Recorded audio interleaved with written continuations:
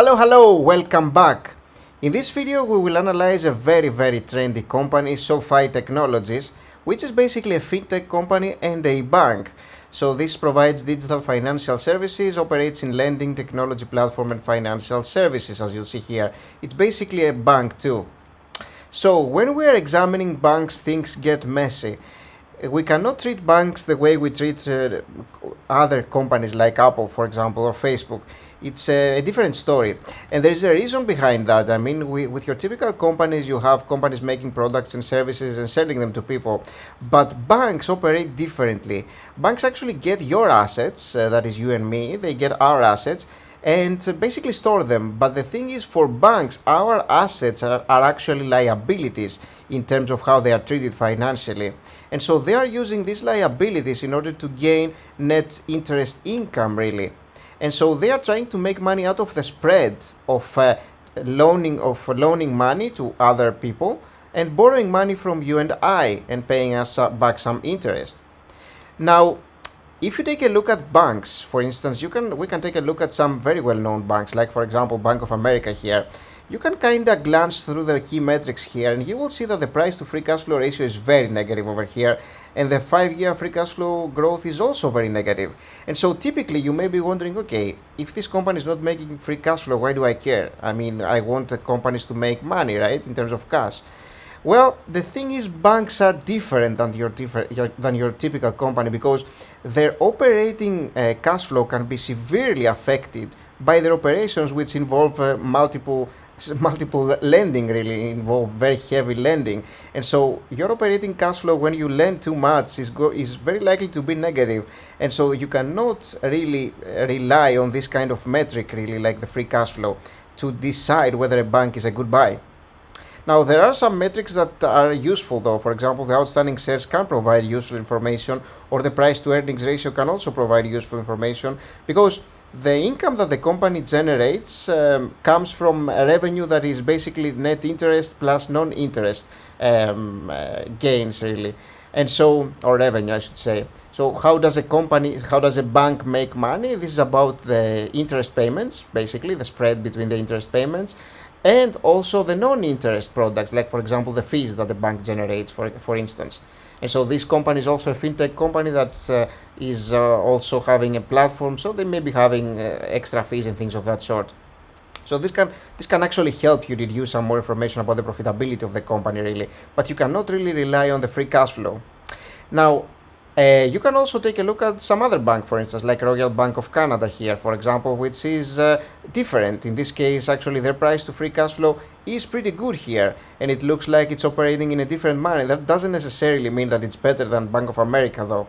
And this is where it makes a lot of sense to take a little bit of a closer look at what the company is doing in terms of their price to book values, for example, because regardless of what the company is doing in terms of their daily operations, they need to be increasing their assets. And so the price of the stock compared to the book value of the company can give you an interesting case in which to know whether the price of the stock is actually expensive or not.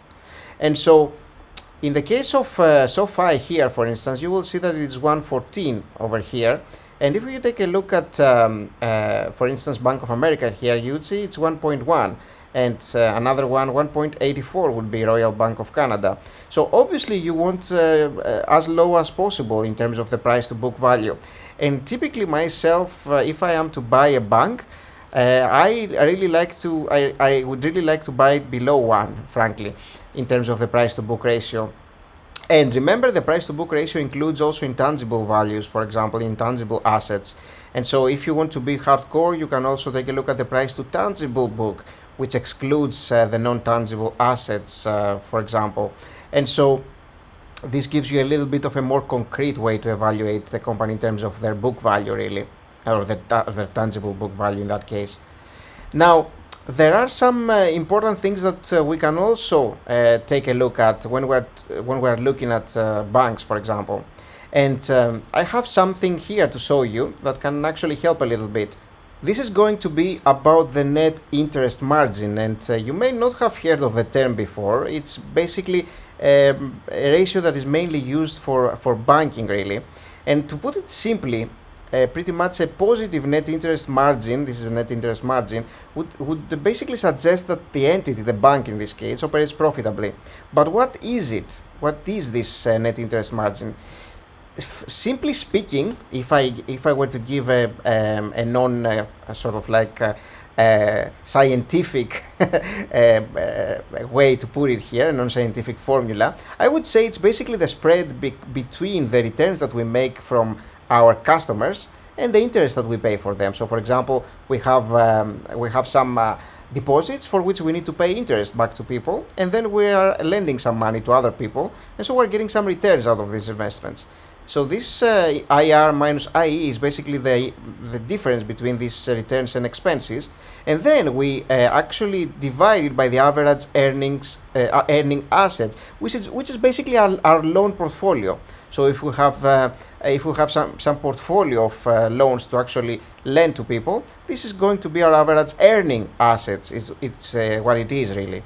So average earning assets of 10 million in this case, for example, would be. And this kind of shows you a scenario over here. Now, obviously, net interest margin can be affected by a lot of things, and one of the most important things is obviously the current stance of the economy. And so, as you can understand, when we are having higher inflation, the cost of borrowing money goes higher, and so net interest margins could be suppressed because of that. This is why buying banks that are heavily relying, of course, on this kind of interest to make money can be problematic when we're talking about an inflationary period, really. Now, I wanted to take a little bit of a look, as since we're examining what is going on with the average net interest margins here, you can kind of see the average net interest margin of banks in the United States through the years. Typically, it's about 3 to 3.5%, I would say, at least as of recently, for the most part. And you will see how the variety has been happening through the years. Now, if we take a look at the net interest margin of Bank of America, you will see that it has been about 2.5% pretty much. Again, remember that is the spread between the returns that we made, the expenses that we have, when we divide it by basically how much we could use in order to earn this return. And if we take a look at Bank of America net interest margin right now, it's 1.93, that's as of March 2022. And I was curious to see what SOFI Technologies is in terms of the net interest margin. So this is 505%. So this is especially higher, actually, when compared to a bank like Bank of America here, as you can see. But of course, that doesn't mean it will continue happening, especially when we have an economy that seems to be pointing to higher inflation as well. And also, you have to gauge what is the safety of these loans, because banks also have a potential for some of their debts to default, so people won't be able to pay actually some of their debt is a potential for a bank. This is why banks in the income statement have something that's called a loan loss provision, really, which is some money dedicated in case there is a default. It's sort of like a percentage for potential defaults, because obviously banks have a high percentage of some defaults compared to other companies, really, or some other debt that companies get, because that's their whole operation. It's about debt that if it cannot be serviced, it will have to default, and the company will lose some money. So they have to account for that, even in their net income statement, really, their income statement. So as you can understand, it can be very, very difficult to analyze a bank, and you can literally spend hours and still have questions on them. And I kind of wanted to give some guidelines on what to look at, and there are other things that you can definitely spend your time on. But generally speaking, this is what I like to see as a quick guide. I like to see the price to earnings ratio. You can kind of compare it, for example, with other banks, and it's a very good idea to compare banks to each other, actually, even more than typical companies, frankly. And you can kind of see how the price to earnings ratio has been affected, for example, for each of the different situations. It looks like this company is actually net negative right now. This is SOFI, and so this may not be great for an investment right now. Now remember, the price to free cash flow ratio cannot be used at all for the most part. It will be dangerous actually to use it. You can be way off.